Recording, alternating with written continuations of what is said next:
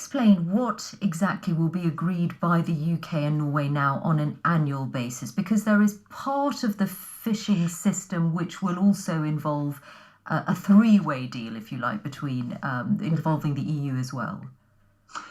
Yes, I'm very pleased that we have, and also proud that we have come to an agreement on the fisheries cooperation. So now we have a important framework agreed upon, and so we can continue on a very good cooperation with our very good neighbours in the UK. So what do you agree every year then with the UK? Access rights and the amount that can be caught of each type of fish? Yes, that's the most important part, and also sole access, and also some cooperation on fisheries control and crime, and some research. And it's very important for us that we have agreed with the UK on the so-called zonal attachment principle, which Norway has been ambassador for many years. And we think that's the most right way to find out how much fish to fish every year. Will it change the amount of fish from Norwegian waters that the UK fleet generally lands, which is about £32 million worth of fish a year at the moment? That will be part of an annual negotiation in the years to come, and we will base the amount of fish on the scientific advice we get. Is it possible that it ends up being more? Does that entirely depend on fish stocks, or does it also depend on reciprocal arrangements about the access that Norwegian boats get as well? The sole attachment principle is that you base the amount of fish to fish, the stocks, on scientific advice, which is they do annual. What's the right word in English? The scientists go out to sea and try to find out where the fish is, and you base the advice, scientific advice, on how the fish, where it is in the sea. That's the best way to put it. Do you see this as a blueprint for what the UK could now negotiate with the EU, just as you have an annual arrangement with the EU? Yes, probably. We know it's a discussion between the UK and the EU, and we also we look forward also to have a trilateral discussion with the EU and UK together to find a joint agreement also on the principles with the EU. And we have been an ambassador for zonal attachment for many years. We think that's the very best way to manage our share stocks and access and quota exchanges.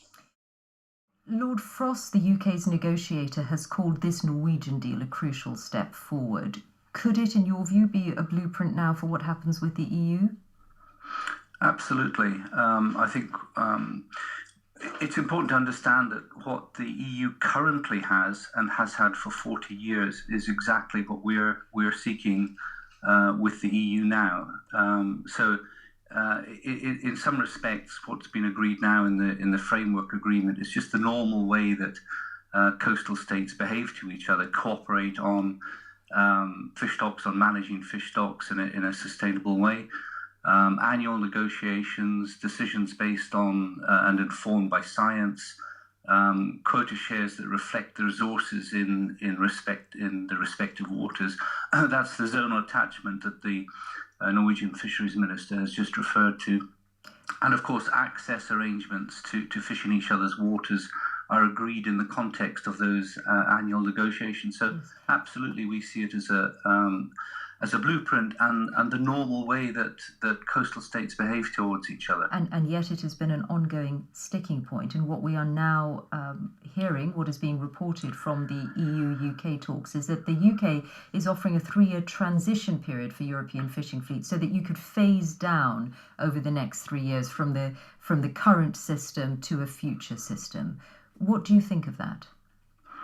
Yes, I've seen those reports too. I think the bottom line is that, as we've just heard in Norway and the Norwegian agreement, the UK's quota share should reflect the resources that are in our waters, in other words, zonal attachment. And I think from an industry point of view, if there are to be a series of steps to get the UK's full entitlement, we would have to have absolute certainty and clarity about the end point. get into zonal attachment. The alternative is to leave it all to annual agreements, but I think that's a lot messier. We couldn't agree to a long lead-in. The danger from our point of view is that the process would stall halfway and would be tied back into a CFP type. Is 3 years too long? I think 3 years was about acceptable within this context. As long as we see movement in equal steps, I think we need to see an improvement from day one. But I think 3 years could be acceptable. Anything longer, I think, would be a stretch. But hearing these reports, are you concerned that the UK might be about to compromise on fishing in a way that would be very difficult for your members?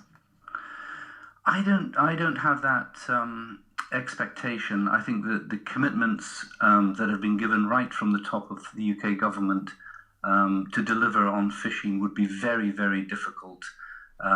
To come back from the talks and say, well, we failed. I think that fishing is right at the top of the list of priorities for the UK. So there might be some room for compromise around the edges, but I think on the fundamentals, the UK are absolutely adamant that what we have to have is something very similar to the Norway agreement.